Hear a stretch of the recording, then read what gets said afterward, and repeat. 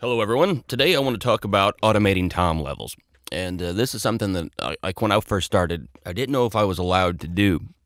I guess you could say there's something a little bit weird about it because we're playing with the fundamental relationship of all the individual mics in a drum kit.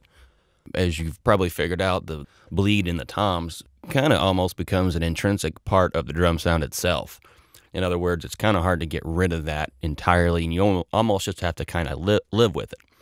With that said, if you've got a good drummer and who has really good toms that are really nice and loud in proportion to his cymbals, which that concept is entirely underrated, and I wish more people would post what toms are actually louder than others, because loud toms is a big deal for getting good tom sounds, because that means we can shape them.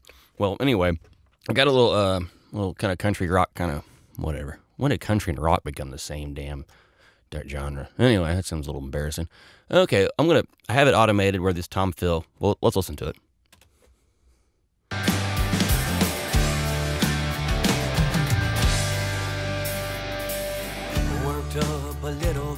Okay, so nothing too fancy there, but the toms, I mean, I really like those toms. I'm cool with that. Those are totally real. We've got, I'm using 57s on the top, and the same mic I'm actually talking in right now. It's a ADK Odin. I think I also have one of the Thors, and basically condensers on the bottom. I'm huge on putting on microphones on the bottom of toms. That's entirely underrated in my view, and I think everyone should just automatically do it if you got the cash.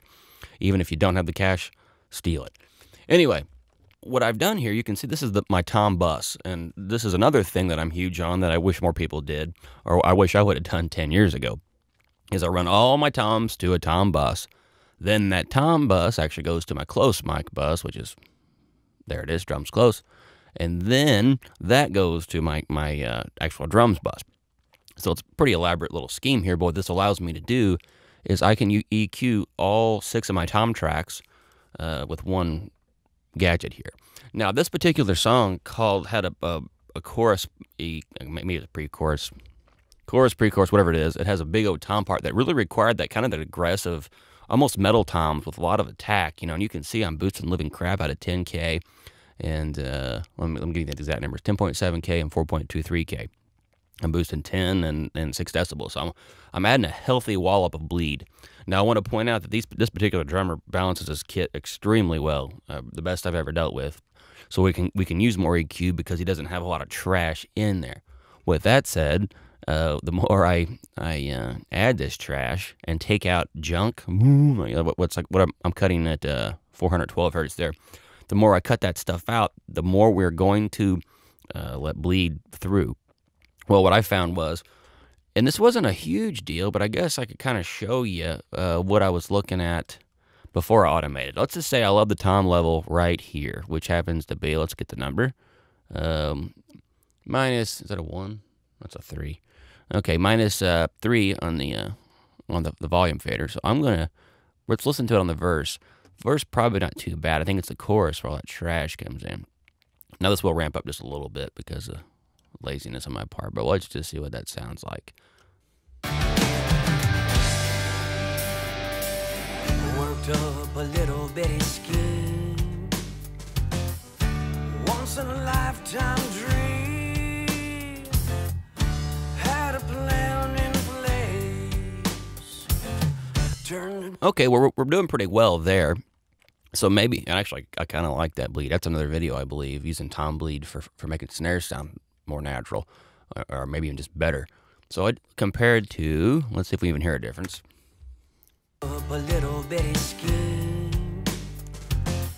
Oh, there's definitely a difference there.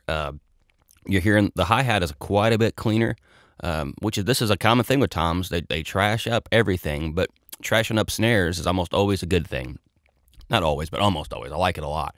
That tom junk can add a 3D thing. Listen to that snare. I want to turn this back up, like before and after. Here's before. Once in a lifetime dream, had a plan in place. Nothing wrong with that. It does sound a little bit Stephen Slady, which, I mean, I could pick that out even on someone else's mix, I believe, even though I know what I used. But anyway, here's with the toms up. A little bitty scheme, once in a lifetime dream, had a plan I don't know exactly what changed in there, in technical terms, but I do know it sounds less like a sample and more like what I'm going to call Nashville, which whatever, stupid. But so in that particular setting, no big deal. And the hi-hat getting a little trashy isn't really a big deal because he's playing a kind of a soft verse. Now let's find us a kind of a more of a, let's see here where we are in the song. The song changes radically, so let's just see.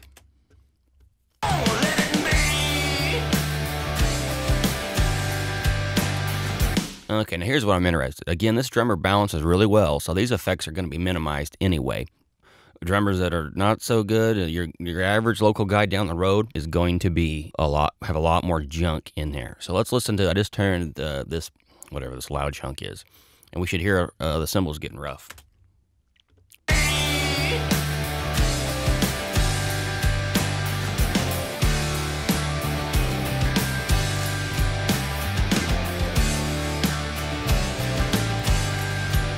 Okay, now again, we're dealing with pretty good tracks here. My tracks usually aren't this good.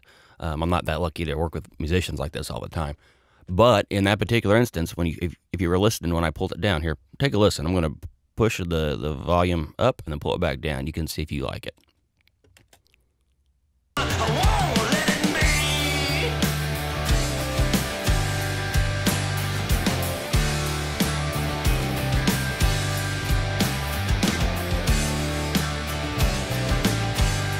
I'm going to do one where I turn them way up just so you can get an exaggerated feel for what's going on here. I do this all the time if I can't hear something, and I usually can't. So here we go.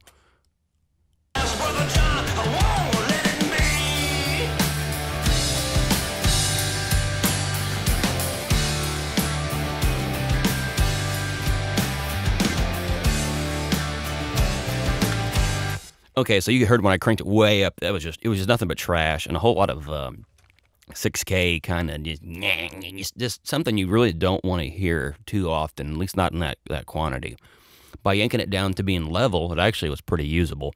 But I remember when I was checking this mix on something, probably on my computer speakers, and it was a little more trashy than I wanted, and I said, well, we could clean that up just a little bit. And I think there is a notch, and I mean, turning it way freaking up might have been a 10 on the disgusting scale, and maybe we're only a 2 when we're level here. But I think we're pretty much a 0. We've gotten all that disgustiness out. And I think the drum sound is a little bit prettier and a little bit more expensive sounding. For whatever that's worth, keep in mind that some genres of music kind of like a little bit of that trashy stuff. In the 90s, it was used all over the place. You didn't really have a lot of sparkle, at least late 90s. Early 90s, a lot more brighter and pretty 10K stuff. Anyway, so I guess the whole point here is if you aren't loving your toms in terms of what they do when the toms are hitting and when they're not hitting, then I say just automate it. Yank that stuff down. You can run into trouble with the wrong drummers who like to hit a cymbal right when they hit a tom, and then you have a weird decay to deal with.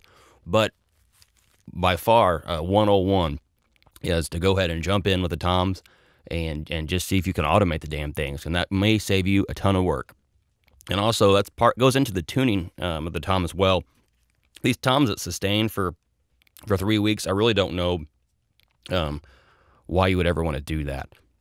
It doesn't really make sense. I mean, you want the toms to speak. I think that's one of those things those people who play the drumsticks on the couch do. They say drums need to speak. Don't ask me about those people either. But when the drums, they need to go, they need to be open and free to go pow. But they don't really need to sit there for a week or whatever. So what I'm doing here is just emphasizing the attack pretty much. These toms were automatically done for me. Like I said, I just mic'd the damn things up, and this drummer did all the real work. And he always has a way of making my job easier. And that's just part of being a good drummer. Most of them aren't going to do that. And so we'll have to get into more aggressive tactics, and we got some videos coming up where we're going to get our asses kicked. And I'm probably going to look stupid doing them, but we're gonna fight through it and find a way to do it. But anyway, if you got a good drummer, just automate the damn toms. Keeps the trash out. Stay classy, Earth.